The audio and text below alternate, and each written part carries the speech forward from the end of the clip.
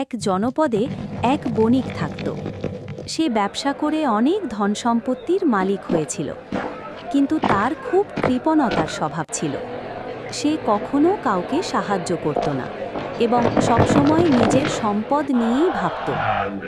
একবার তার রাজ্যে এক বণিক এসে উপস্থিত, যে কিনা খুব দয়ালু ছিল এবং সবসময় অন্যদের সাহায্য করত।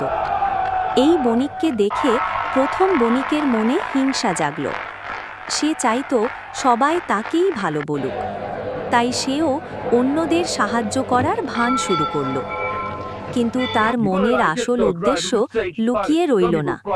শীঘ্রই সবাই বুঝতে পারল যে সে শুধুমাত্র দেখানোর জন্য ভালো কাজ করছে।